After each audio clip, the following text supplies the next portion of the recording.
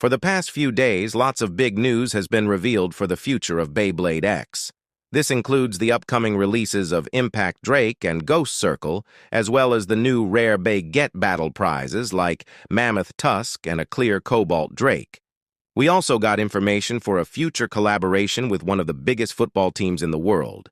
In this video, I will go through all the new information that has been received in the past few days and give my thoughts and opinions on them. Starting with the upcoming starter, Impact Drake is the new UX variant of Cobalt Drake.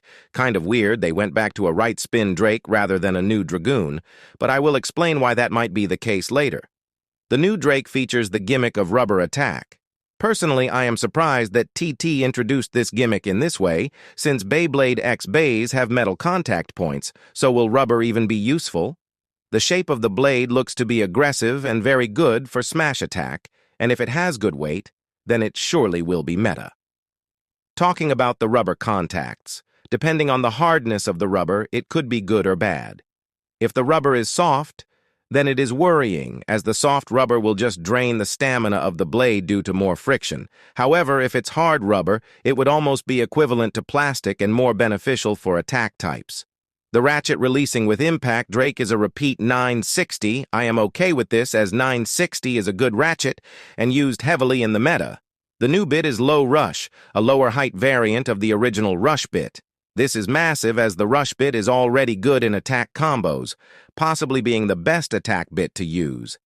This low-height variant will allow for even greater combos, as it would provide more stamina as well as being able to attack from under, increasing chances for a bit burst on the opponent. Since this BI is a starter, a gunmetal string launcher will also be released alongside the Beyblade. Overall, this release is awesome and is a must-have just for the bit and ratchet. But why did they make a UX Drake instead of a Dragoon? My theory is that TT thought it was too soon to release a new Dragoon, and I believe we will get a new Dragoon sometime next year, and it will be spin-stealing Beyblade. Moving on to the new Ghost Circle Random Booster. Starting with the prize Bay Ghost Circle is a very circular Beyblade, almost the shape of a perfect circle. The color also looks very cool, and the ghost motif is interesting. I have heard that this bay will be small in size, similar to Rhino Horn, which is worrying, as this bay might be extremely light. Even with the light weight, the shape itself will allow the bay to be decent, and I am interested to see how good it actually is. The ratchet releasing on Ghost Circle is the new 080 ratchet. That's right, a zero-sided ratchet will be introduced in Beyblade X. This is insane, as a zero-sided ratchet will be incredibly hard to burst, if not unburstable. I like how TT made it an 80 height ratchet, as a 60 or 70 height would be too strong for the meta, and an 80 height will allow bladers to be smart with their combos. The bit is a reuse of Gearball, which is an L, as Gearball really isn't that great. Moving on to the other bays, included in the random booster we have a green Ghost Circle, which looks amazing as the green color actually fits in the ghost theme, unlike other green recolors. The rumored combo is 260 and Elevate.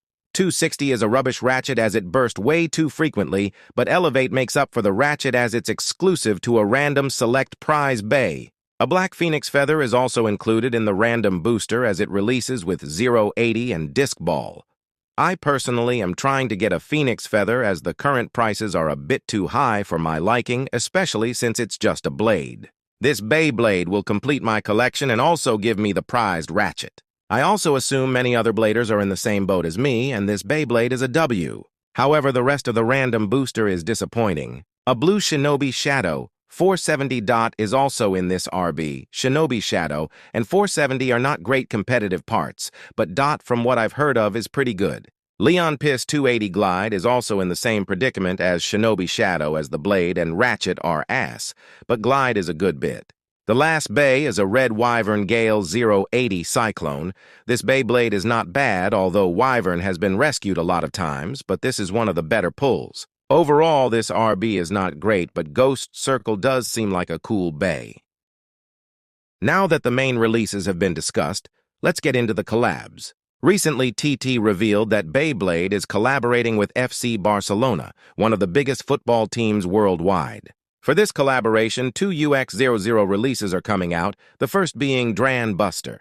The Barcelona Dran Buster has the same stock combo as the original Buster, but this time it has the Barca logo as the gear chip and a blue-coated metal.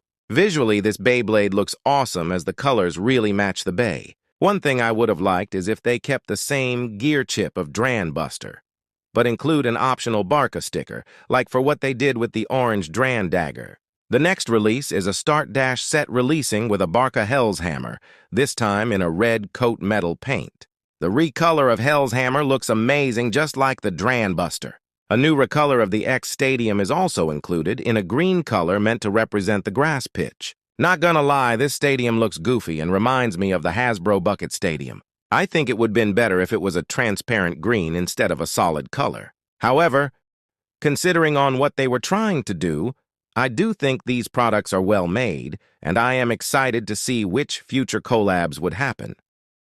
Cobalt Drake has been a Rare Bay Get Battle prize for a long time, and fans always wanted an easy way to get this blade. Good news is that TT listened to us and are releasing a clear version of Cobalt Drake.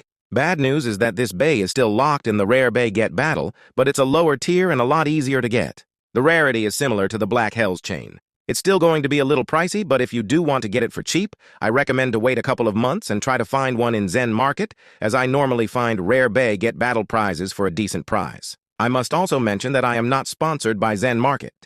Another Beyblade that will be available in the Rare Bay Get Battle Mammoth Tusk 2 80 Elevate. This pink and black blade looks awesome, but the fact it's a Mammoth Tusk is disappointing. The 280 Ratchet is also underwhelming, but the Elevate bit is a huge W. Visually, this Beyblade looks good, and it will probably be used as a display piece. Later on, there will be an event where bladers have the option to customize their own Dran Buster Beyblade. There is a variety of colors to choose from, and this would be a Japan-only event.